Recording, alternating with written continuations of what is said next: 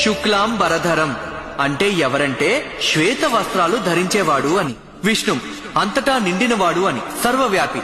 శశివర్ణం అంటే ఆయన వర్చస్సు చంద్రబింబం ప్రకాశం కంటే కాంతివంతమైనది అని.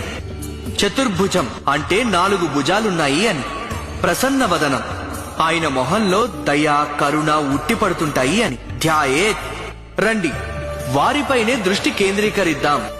సర్వ విఘ్నోపశాంతయేత్ అంటే ఎవరంటే సమస్త దుఃఖాలను కష్టాలను విఘ్నాలను నివారించేవాడు అని.